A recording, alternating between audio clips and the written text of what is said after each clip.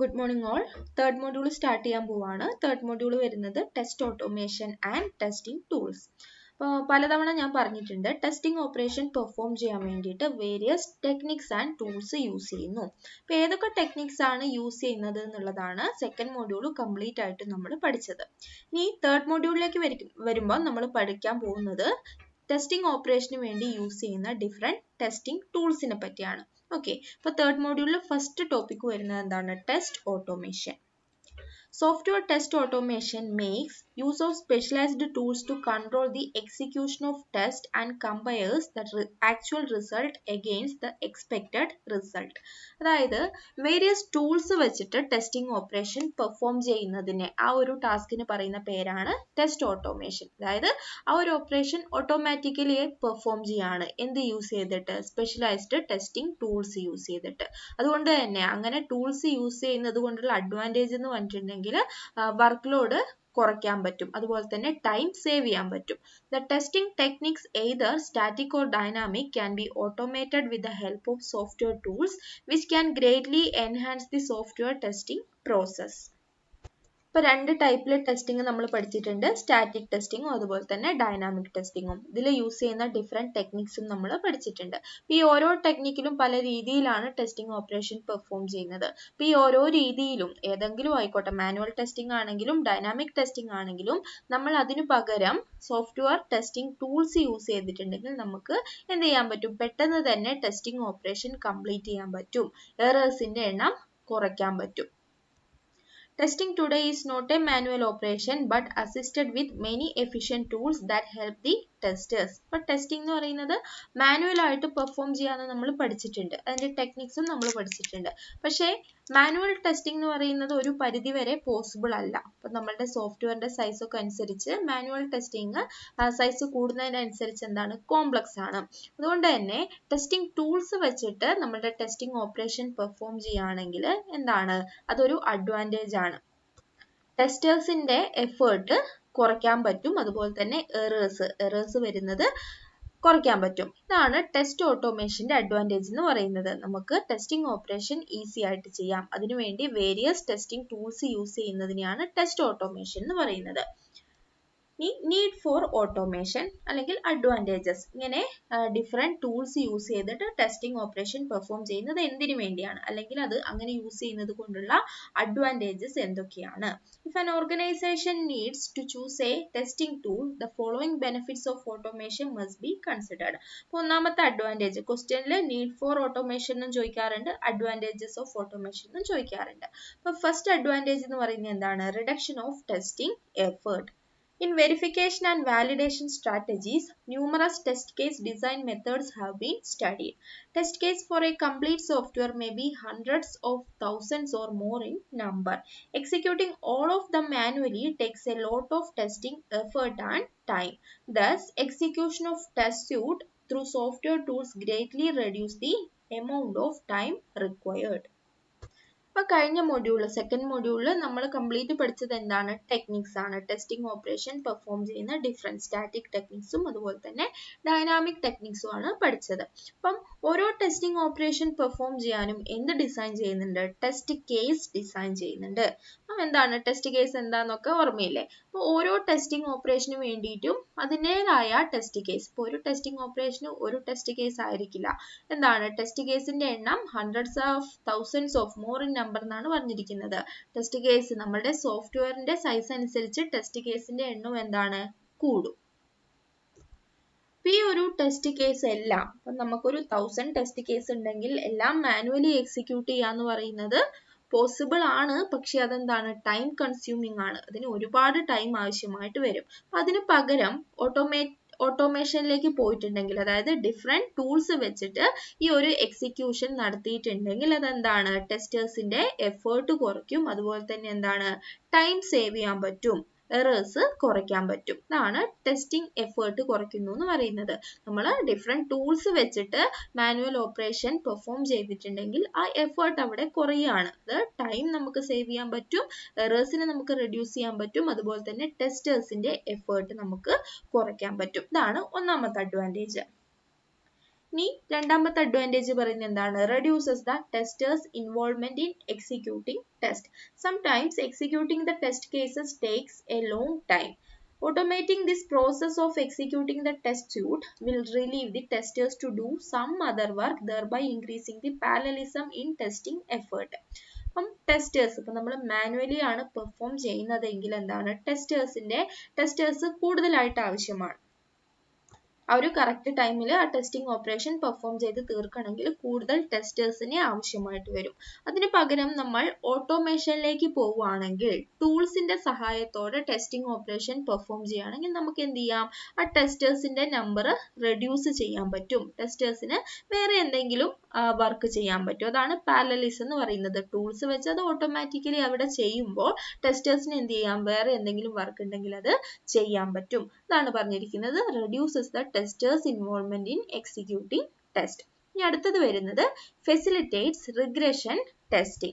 Regression testing is the most time consuming process. If we automate the process of regression testing, then testing effort as well as the time taken will reduce as compared to manual testing. അപ്പോൾ regression testing എന്താണ് last ക്ലാസ്സിൽ നമ്മൾ പറഞ്ഞിട്ടുണ്ടായിരുന്നു. എന്താണ്, നമ്മൾ സോഫ്റ്റ്വെയറിനെ update ചെയ്തുകൊണ്ടിരിക്കുകയാണ്. എന്തെങ്കിലും error വരുമ്പോൾ നമ്മൾ വീണ്ടും അതിനെ ഫിക്സ് ചെയ്യുന്നു. അപ്പോൾ ഫിക്സ് ചെയ്യുന്ന സമയത്ത് ചെറിയ ചെറിയ ചേഞ്ചസ് ഒക്കെ നമ്മൾ സോഫ്റ്റ്വെയറിൽ വരുത്തും. ഇപ്പോൾ കോഡിലാണ് എറർ നമ്മൾ കണ്ടുപിടിച്ചെങ്കിൽ ആ കോഡ് നമ്മൾ ചേഞ്ച് ചെയ്യും. അപ്പോൾ ആ ചേഞ്ച് കാരണം എന്തെങ്കിലും നെഗറ്റീവ് എഫക്റ്റ് സോഫ്റ്റ്വെയറിൽ ഉണ്ടായിട്ടുണ്ടോ, നമ്മൾ ഒരു ചേഞ്ച് വരുത്തുമ്പോൾ ആ ചേഞ്ച് കാരണം എന്തെങ്കിലും നെഗറ്റീവ് എഫക്റ്റ് നമ്മളുടെ സോഫ്റ്റ്വെയറിന് ഉണ്ടായിട്ടുണ്ടോ എന്ന് ചെക്ക് ചെയ്യുന്ന ആ ഒരു പ്രോസസ്സിന് പറയുന്ന പേരാണ് റിഗ്രഷൻ ടെസ്റ്റിംഗ്. ഇപ്പോൾ ഈ റിഗ്രഷൻ ടെസ്റ്റിംഗ് എന്ന് പറയുന്നത് ഒരുപാട് തവണ, എത്ര തവണ നമ്മൾ സോഫ്റ്റ്വെയർ ചേഞ്ച് ചെയ്യുന്നുണ്ടോ അത്രയും തവണ നമ്മൾ പെർഫോം ചെയ്യണം. അതുകൊണ്ട് തന്നെ റിഗ്രഷൻ ടെസ്റ്റിംഗ് എന്ന് പറയുന്നത് എന്താണ്, ഒരു ടൈം കൺസ്യൂമിങ് പ്രോസസ് ആണ്.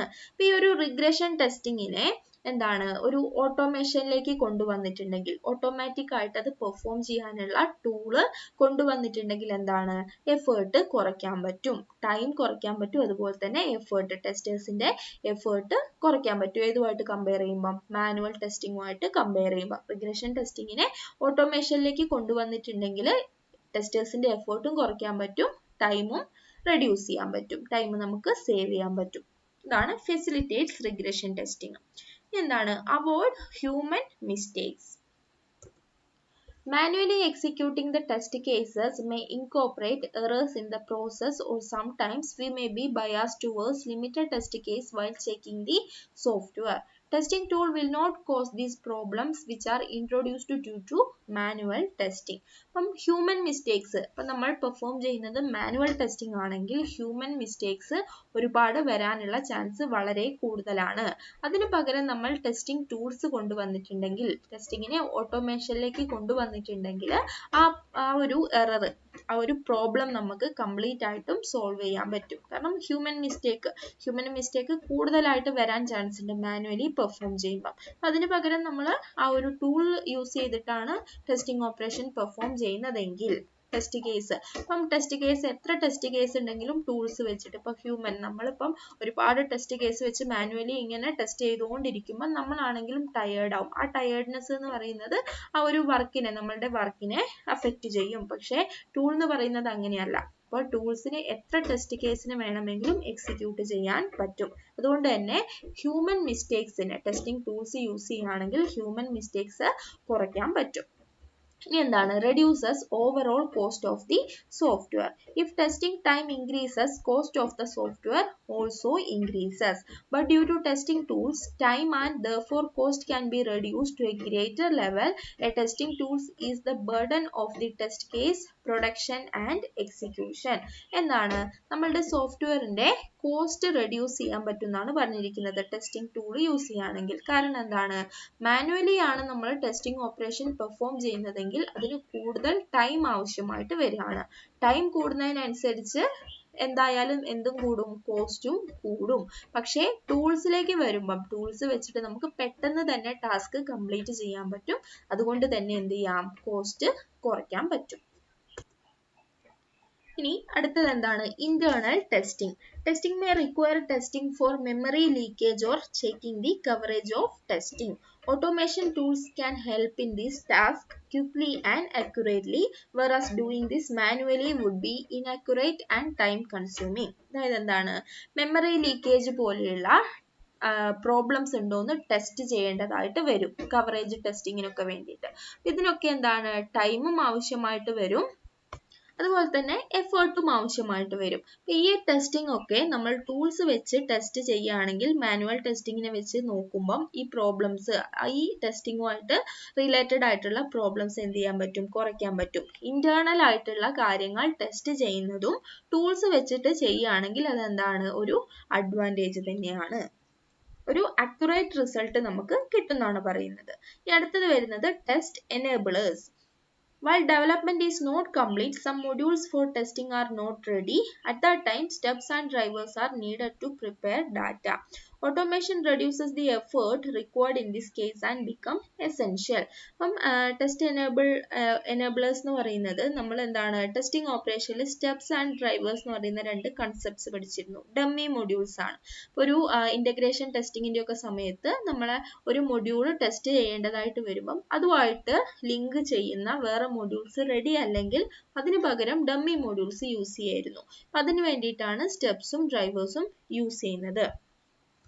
ആ ഒരു എഫേർട്ട്, സ്റ്റെപ്സിനെയും ഡ്രൈവേഴ്സിനെയും പ്രിപ്പയർ ചെയ്യുന്ന ആ ഒരു എഫേർട്ട് ടെസ്റ്റിംഗ് ടൂൾസ് യൂസ് ചെയ്തിട്ട് നമുക്ക് കുറയ്ക്കാമെന്നാണ് പറയുന്നത്. ഇനി ലാസ്റ്റ് അഡ്വാൻറ്റേജ് വരുന്നത് test case design. Automated tools can use to design test case also.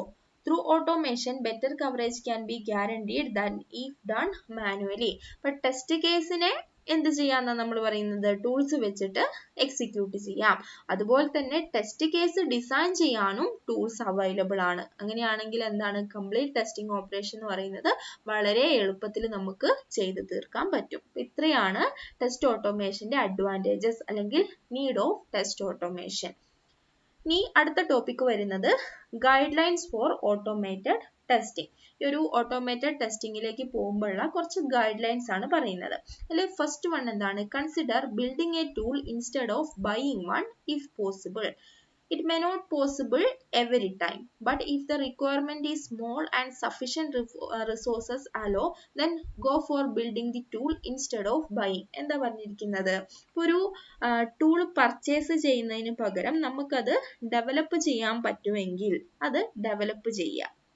കാരണം എന്താണ്? ഇപ്പം നമ്മളുടെ എല്ലാ കേസിലും അത് പോസിബിൾ ആവണമെന്നില്ല. നമ്മളുടെ സോഫ്റ്റ്വെയറിനെ ഡിപ്പെൻഡ് ചെയ്തിട്ട് അതിൻ്റെ ടൂളിൻ്റെയും കോംപ്ലക്സിറ്റി കൂടുകയും കുറയുകയും ചെയ്യും. അപ്പം നമുക്ക് പറ്റുന്നതാണെങ്കിൽ, നമ്മളുടെ റിസോഴ്സസ് കുറവാണ്, അതുപോലെ തന്നെ റിക്വയർമെൻറ്റ്സ് വളരെ ചെറുതാണെങ്കിൽ ആ ഒരു ഡെവലപ്പേഴ്സിന് തന്നെ ഒരു ടൂള് ഡെവലപ്പ് ചെയ്യാൻ പറ്റും. അപ്പം അത് പറ്റുമെങ്കിൽ എന്ത് ചെയ്യുക? ബിൽഡ് ചെയ്യുക. അതല്ലാത്ത കേസിൽ മാത്രം ടൂള് പർച്ചേസ് ചെയ്യുക. ഇനി രണ്ടാമത്തെ ഗൈഡ് ലൈൻ എന്താ കൊടുത്തിരിക്കുന്നത്? Test the tool on an application prototype.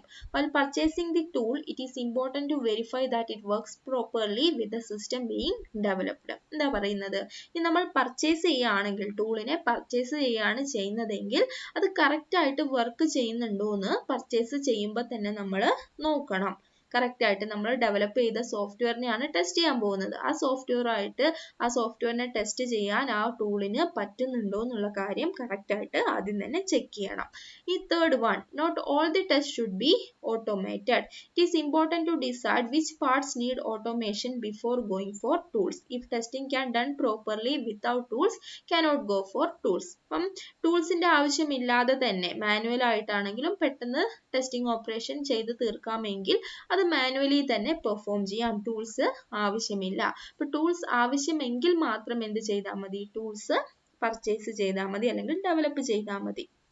അപ്പൊ ആദ്യം തന്നെ തീരുമാനിക്കണം സോഫ്റ്റ്വെയറിന്റെ ഏതൊക്കെ പാർട്ടാണ് ഓട്ടോമേറ്റഡ് ചെയ്യേണ്ടത്, ഏതൊക്കെ പാർട്ടാണ് ടൂൾസ് വെച്ചിട്ട് എക്സിക്യൂട്ട് ചെയ്യേണ്ടത്. അതിന് വേണ്ടിയിട്ട് മാത്രമുള്ള ടൂൾസ് നമ്മൾ നോക്കിയാൽ മതി. ബാക്കിയുള്ളത് മാനുവലി പെർഫോം ചെയ്യാൻ പറ്റുന്നതാണെങ്കിൽ അങ്ങനെ ചെയ്യുന്നതാവും നല്ലത്.